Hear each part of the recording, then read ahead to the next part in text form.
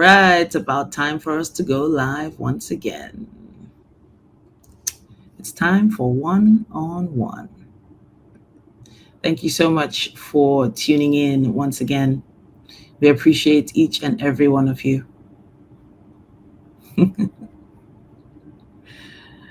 Okay.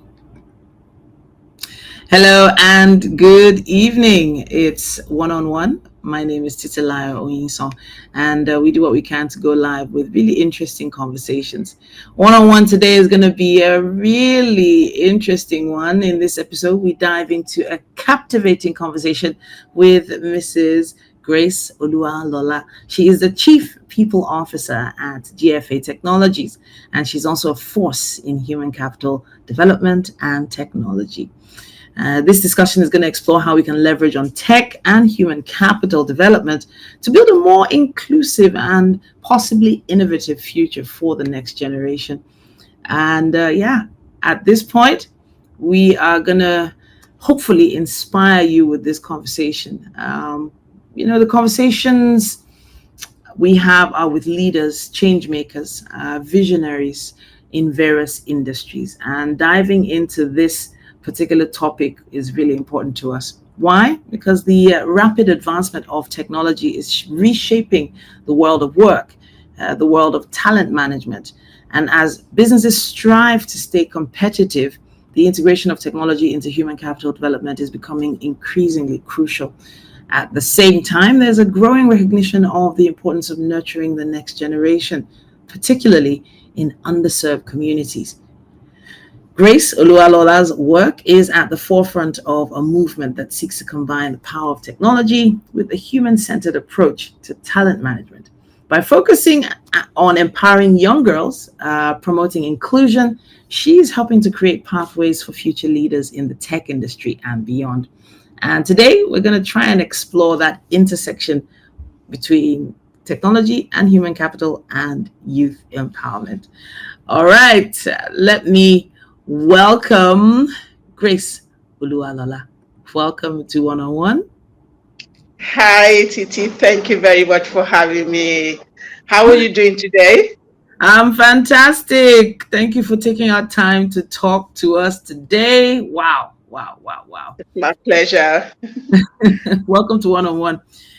Honestly, there's so many things we need to talk about, but I think we should just start with an overview of the topic. So let's define what human capital actually represents today, or let's say human capital development in today's world. What does it really mean? Thank you very much, Titi, for having me. I think the best way to answer that question is to break it down. Human capital. And then, for every business, you talk about the capital. So people go into a business and they're saying, oh, I don't have capital. That's why I am not doing business yet. Well, and when people talk about capital, the first thing that comes to mind is the money. But it's been proven, and I'm one of the people that believes that the highest capital a business needs is the people. So when you talk about human capital, it is human asset. It is the fact that no matter how rich a business is, no matter how much profit or how much investment they have, no matter who is financing them or who is not financing them. If they get the people part of the business wrong, then the business may be heading towards extinction.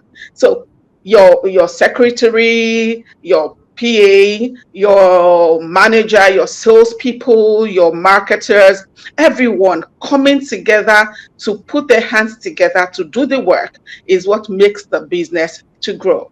Now, when we talk about technology helps to, I think technology has come to make our lives easier. So I'll give you an example. Prior to this time, everywhere I've worked, we'll have to file employee things in hard copy. I remember then it used to be the metal doors, metal cabinet. You have to put it there, you have to lock it and everything. But today we don't do that anymore. Like technology has made life easier. So it's stored in the cloud. Nobody gets to it except for anyone that has access. So technology and human capital.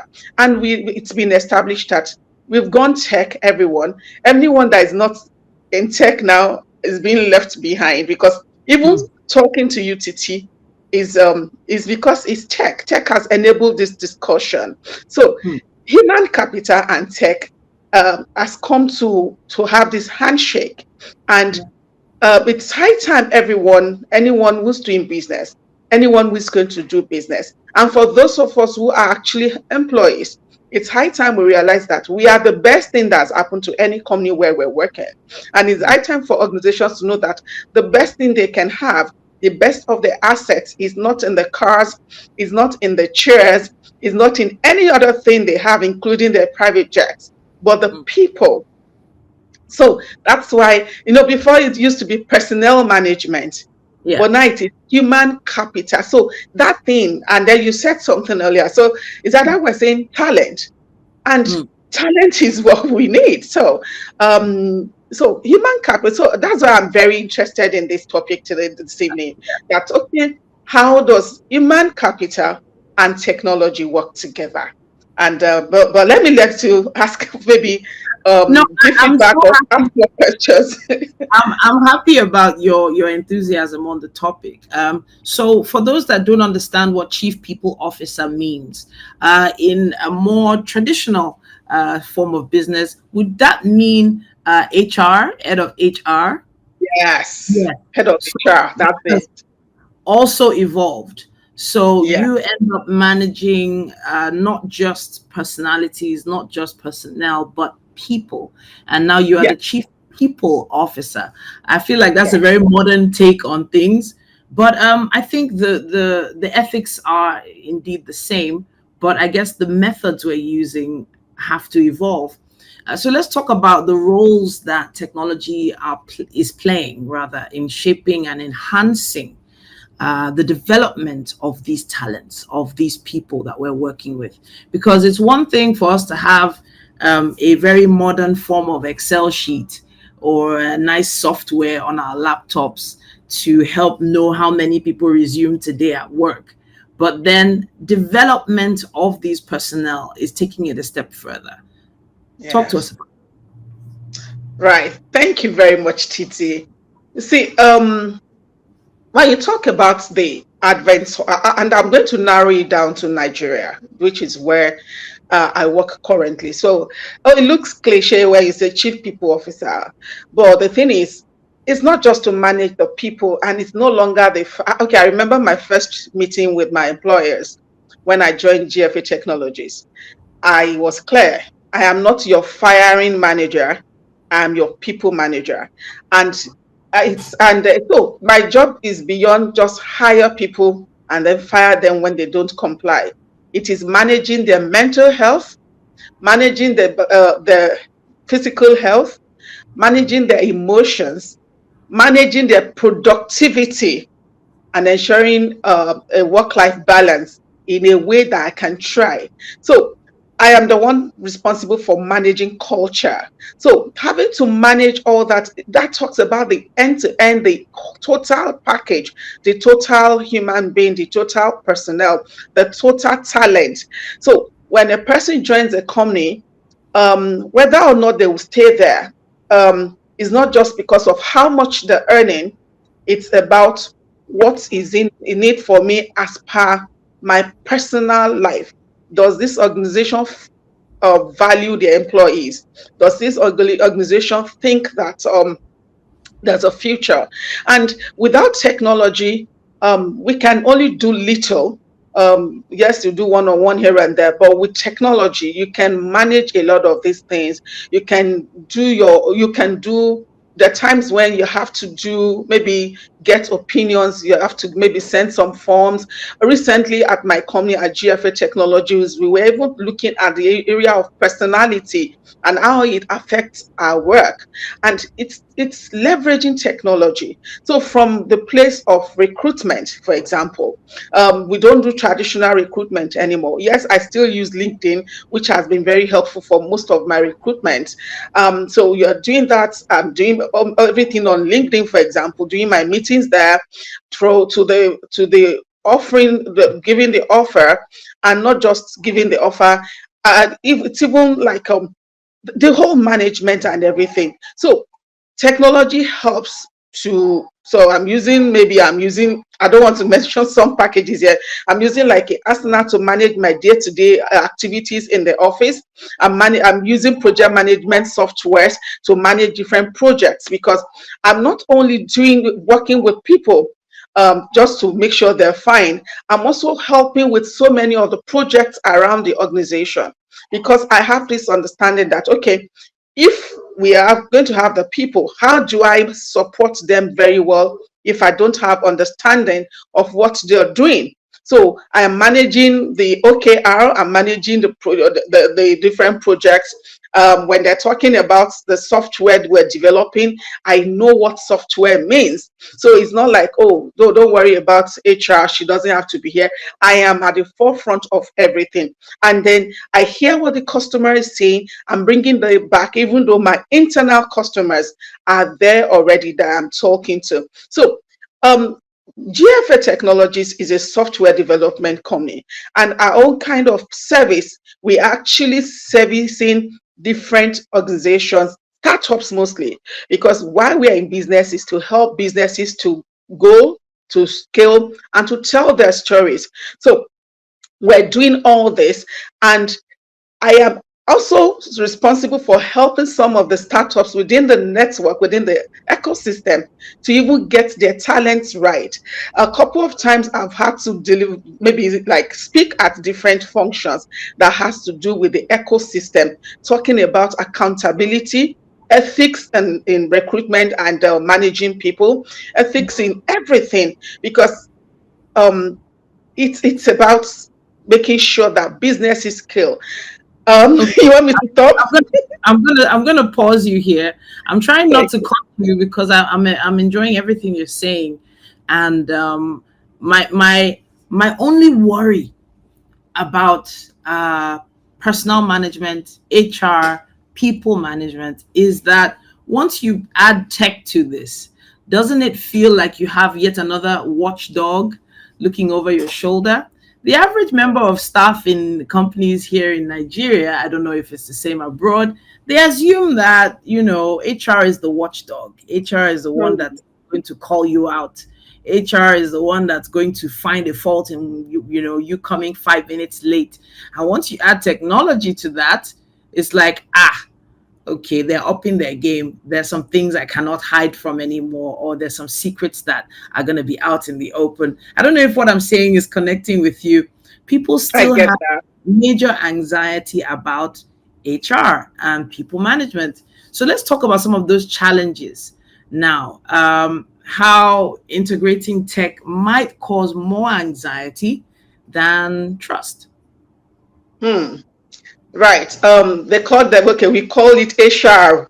So when people, okay, it's a street language, HR instead of HR. And yes, there's the case of trust, lack of trust with HR, because some HR have not represented very well. I must say that. It's always, people say that HR snitches to management and HR does, but at the end of the day, HR is in between the management and the people. Now, if you find yourself as part of management, it's even easier. Okay, it's even worse, because then it is them against us. However, I think it's in the open communication.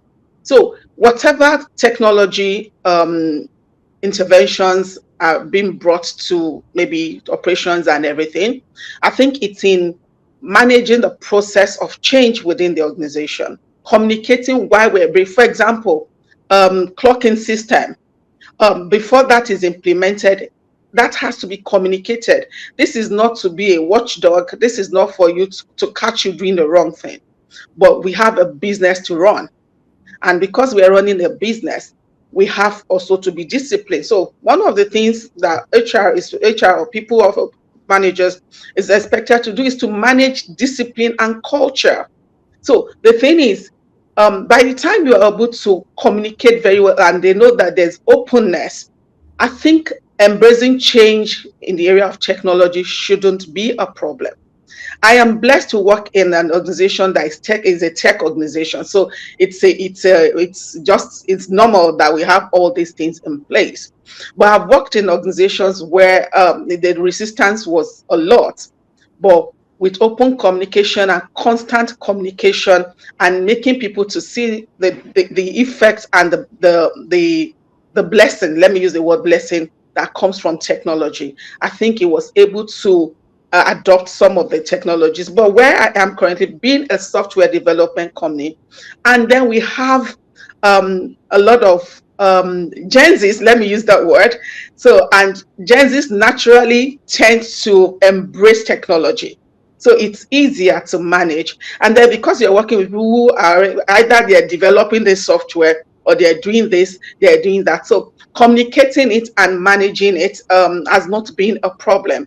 But I am aware that some other organizations, they may have such issues. People Mm, feeling, oh, HR, like we call them, bringing these things to which on to us. I think it's just for people managers mm. and talent managers to maintain open communications and then Okay. let them be real. So being real to the people you're managing, being real to management on the other hand, explaining, letting management know what is ethical, what is doable, what is professional. So it's not everything that you're told that you take, oh yes, let's go on. You have to reason it. You reason together. What does the law say about this? Can we, it's just like someone said, the management saying, let's put camera in the bathroom. That can Mm, never be ethical. So, okay. but they might not know. It's your responsibility to say yes, but that is people's privacy. We cannot. The best we can do is to put close to the door leading to the place, but not in there. But if nobody is saying it, that will happen, and then that can lead to litigation. So I So think it's open communication for me. I'm going to take us back to when you mentioned the Gen Zs just now, Mm. because our topic, if you remember, is empowering the next generation. And now Gen Zs are of employable age now. They are entering the workforce. They've been entering the workforce for about maybe five years now, if not Yeah. more. And they are indeed the future managers, the future personnel managers, the future heads of departments. In fact, a lot of them, more than in any other generation, are running their own departments now.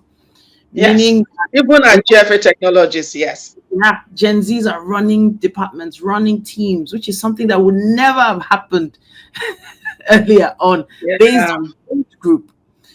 You have some Gen Zs managing people that are twice their age. Now, where does technology come in to play here? How do we address that challenge, especially with the way people management has evolved over the years? Okay, I want to say one of the things that enable Gen Zs to be managers is actually technology. That's the first thing. And for Nigeria, from the time of pandemic, we reshaped our lives and things changed. Now we do remote work. I'm working from home today. So I don't have to be in the office to work. I have colleagues all over the world, and then we're working, we're in meetings and everything. And then talking about the next generation, the thing is, I'm in my 50s, they are in their 20s, and tell you their brains work better than mine, and they are very, very versatile, and because they're versatile, they have the opportunities. And for us at GFA Technologies, we give a lot of opportunities. Just prove yourself, and then you get the opportunity. One of the things we're doing currently, so in English Premiership, there's a particular team, one of the red teams. I'm not going to mention the name here. That we're copying the model for uh, talent development. So this particular team, I'm sure you know, they catch them young, so they have they have the system where they bring in players from when they're young, and then they train them, they groom them, and they become very good part of the system, and then they help them to win all the cups. They've not been winning a lot anyway, but at least when you talk about English Premiership, is one of the top three today, and they've been doing this for a long time. And so recently we felt, what do we do? Let's start bringing in interns and coppers. And we've done that successfully for 2 years now. We bring in coppers and interns. So we have different partnerships with different training organizations. So we have with one of a major one that is actually funded by World Bank. We have a partnership with them, and we've had to absorb some of these interns. As a matter of fact, everyone that's interned with us, we've absorbed, and they've gone to do a lot of good things within the organization. Now they're very young when they come in, and they're still very young, and with their productivity and proving themselves, we had to promote people to head some other departments. So it has nothing to do with it. It's just about, and technology actually helps to measure productivity. It makes it easier. So with technology, it's not a case of, I don't like his face, he didn't greet me this morning. You know this person is performing because the metrics are there for you to see. So it's really, really, for me, it's technology has come to stay. And then when you look at the prompts you get, I use generative. I actually even did a course on generative AI recently, and it blew my mind, the things AI can do for me, even Yeah. as a people manager. I'll deliberately type in some things, and then when it gives me, I'll just be like, wow, this is good. It saves my time. Mm. So if I True. need to make, for example, have a presentation, I just put what I get it in Word format, drop it in one of the this thing, and then it creates True. my PPT for me. I just download, and then I'm standing before people presenting, and oh yeah, I'm looking, and for me, that is it. And currently, my company, we are training over 100,000.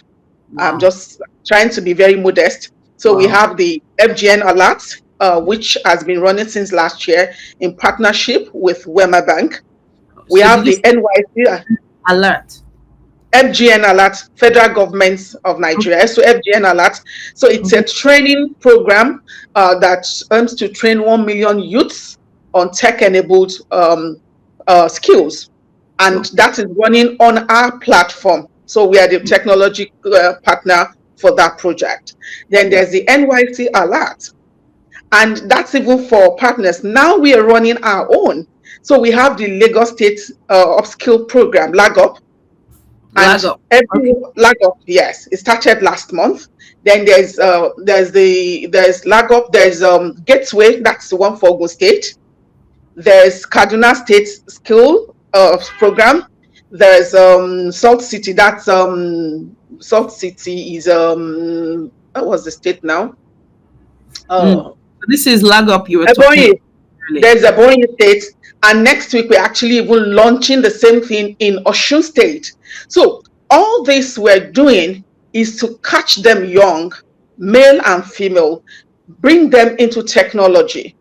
And the reason why we're doing this is it's not everyone that will have the opportunity of a relocation, japa, like they say. So you can be in Nigeria and earn what your counterparts in the US will be earning. Mm. And imagine if I'm sitting here, I'm earning $2,000. Let me even be let me be modest. I'm earning $2,000 in Nigeria. So for a person who's earning $2,000 in US, I am actually richer because I pay my rent once in a year. Um, my bills are not as much, even though shadow NEPA is too high and everything. It's not as much as what a person will pay in the US. So at the end of the day, my $2,000 in Nigeria is worth much more than the $2,000 for someone who's living in the US. So these are the kind of opportunities we're Mm. trying to create, and how we are doing it is to create the Friends learning platform. Last month there was Global Tech Africa. I was blessed to be one of the facilitators. I actually facilitated a boot camp on employability, where I was talking about, yes, you are going through training, but how do you do your CV? How do you do okay, at least let the CV even get you through the door? How do you manage interview process? And then how do you manage your work when you get the job? And it was really explosive. I'm still getting a lot of DMs since then. I'm still getting a lot of people saying, yes, your session really helped me.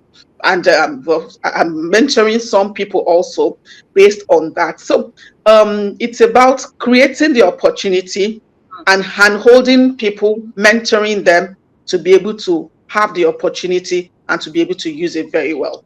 I hope that answers your question. Yes, it does. Thank you. And the projects you've been working on are some amazing projects. I'm talking about what you're working on at GFA. You Thank you. mentioned three very interesting ones. You mentioned the FGN Alert, Skill Novation.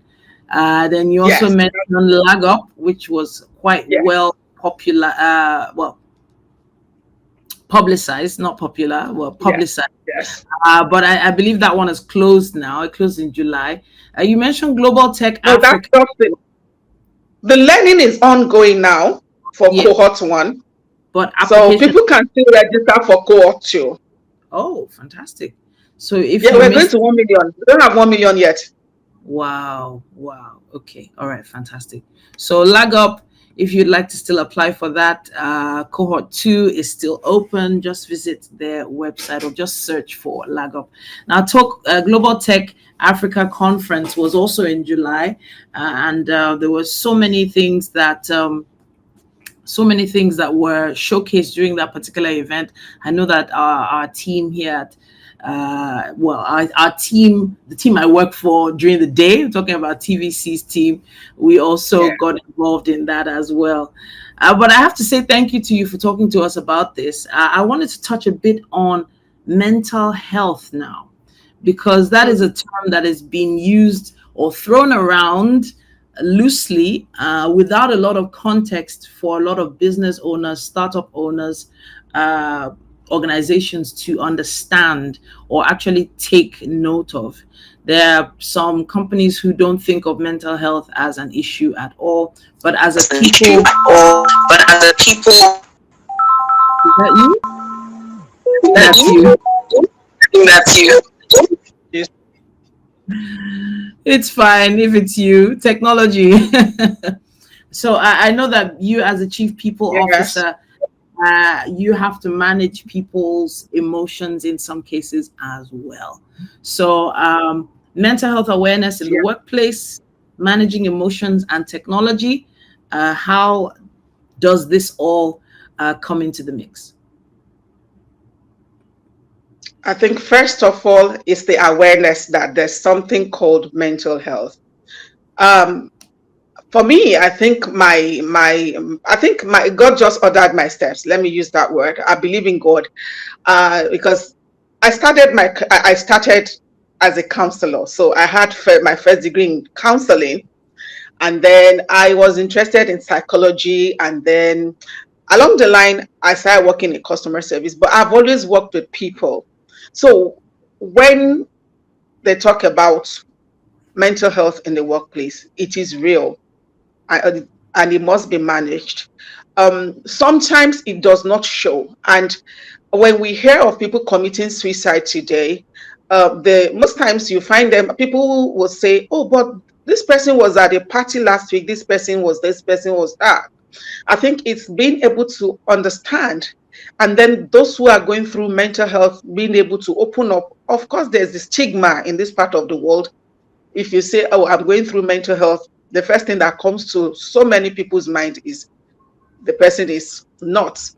But creating awareness in the workplace that, yes, there is mental health. And most of the things that can cause it can just be hardship, burnout, and everything. It might be health, it might be anything.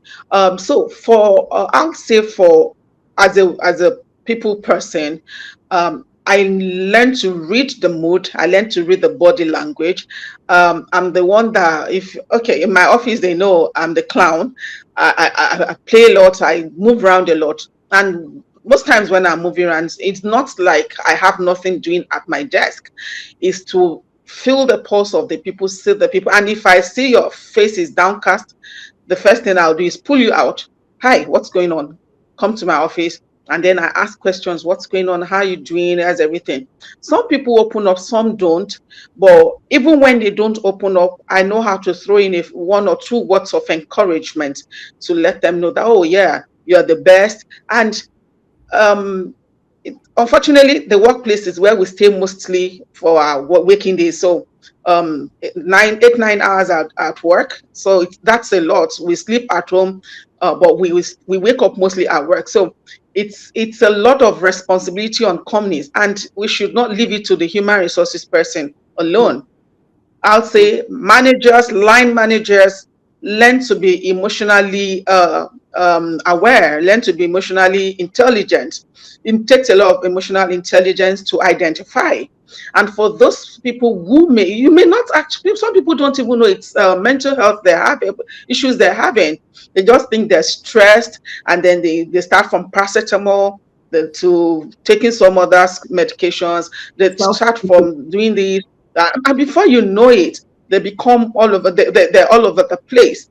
But when there's someone who's always listening ear, I yeah. think people speak up. So managers of people, don't leave this to HR alone. Directors, business owners, either big or small, please learn to read your people. Mm, And then it's upward too. mm, People learn to read your leaders. We've seen leaders, business owners, millionaires who are committing suicide. And we always think, oh, the rich have it all together, but the rich also cry. So I think it is for us to all be human. Let's bring humanity to the workplace. Let's be more humane in all our policies, in the way we handle people, mm, in the way we talk to people. Some people talk down on people, and they put them under a lot of pressure. mm, Yes, there's a place of pressure in the workplace. I always joke that people put on their CVs ability to work under pressure. Please take it out. Nobody wow, should work under pressure. You should work and enjoy your job. There's wow. no need to put the pressure there. So I when it becomes pressure, there's pressure, then that's even a problem. That's a concern. So yeah, so think I'm going to I tweet think that one. I'm going to tweet that one. Don't put ability to work under pressure on your CV anymore no, because you're not no, working that's not under. a skill. It's not a skill. I just want It's not a some skill. final thoughts from you before we wrap it up. Where do you envision the future of human capital development now, especially with all the advancements in technology that we have on ground? And what is your team working on? Right. The future of human capital is bright. AI is not going to take our jobs. That one I can be sure. AI will only take the jobs of human resources people that are not upskilling. So human resources people upskill, get more skill, learn AI. Currently, okay. I just completed a session on project management. I will have my graduation on Saturday. You are invited. And why am I doing this? Is because I want to continue to be relevant. So be relevant as human resources people and other people. If even if you're not you're not a tech, even if you don't work in a tech organization or your role is not actually a tech role, please learn a tech skill, no matter how little, because that will give you a better opportunity where you are or where you're going. Because you don't want to be 50 and you're reporting to a 22-year-old person. An average Nigerian will kick against that, but that is the reality. Whoever is performing or whoever has the skill will be the boss. And then for people who are coming, please try and be skilled up, reskill, learn different skills, and you may have read anything, Yoruba, anything in university. You may have studied anything, but don't let that be the last you can be. It can be anything. You can pivot into any career path, but don't do it because that is what is bringing in the money. Don't do it Mm, because that is what is selling. I think a lot of people go into different career paths because of money. But think about the long run, the 10 years, the 20 years from now on, if that skill would still be very relevant. There used to be a time when we had typists. I don't think there's anything like that today. Yeah. Nobody uses typewriter anymore. Most executives don't even use secretaries anymore because you can do everything you need to do, except for maybe you need even scheduling your meetings. So make yourself get skills and get skilled, reskill, upskill, and make yourself relevant so that even if all the AI things, all the anything, all the machine learning and everything happens and it's taking people's job, your own job will be secured. And to youths, please don't give up, don't give in. You may not have it all together today, but when you keep at it and you keep learning, a learner is a leader, and you will get to the place of leadership very soon. If you find yourself in a toxic environment where you're not growing, dust your CV. I can assure you, dust your CV. There's a company and there's a role with your name on it. That will be my final part. Thank you so much, Grace, for talking to us. And if you're just tuning in, you've been watching or listening to One on One with Titilayo Oyinsan. That's my name. We've been talking with Grace Lualola, and she's been giving us some insights into her work in terms of empowering the next generation and integrating technology and human capital development, hopefully for a better future, especially in the workplace. There's so much happening out there that a lot of people are not talking about, and hopefully with personalities like yourself, we'll be able to get the message out there. Okay, then I have to say I'll be connecting with you on LinkedIn to see if we can continue this conversation. I know some people have questions, comments, contributions. Please use the comment section on whatever platform you're listening or viewing us from. And of course, we will do what we can to get back to you. If you would like to be on the next episode of One on One, it's very easy. All you have to do is send us an email. That's dynamitepodcastnetwork@gmail.com. Dynamitepodcastnetwork@gmail.com. Thank you so much once again for joining us, ma'am. Thank you very much for having me. It's been nice chatting, speaking with you. Please connect with us on your next set of projects so that we're aware and we can spread the word. There are a lot of people that are just Certainly will do that. looking for that insight and those updates. Thank you. We'll do that. Have a Thank great you. day. You And of course, that's how we wrap it up our one on one for today. It's just really one of those topics that I feel hasn't had enough attention online. And with the rapid advancement of technology, it's changing everything. The world of work, talent management, businesses are doing what they can to stay competitive right now. They're obviously trying to integrate technology with this new generation being a lot more advanced in the new tech than the older generation. It's a very interesting balance we have to find. Hopefully, conversations like this can give us a bit more insight and help us in our different, unique environments. All right, then, I'll be wrapping it up now. Once again, my name is Titilayo Oyinsan. Thanks for joining us.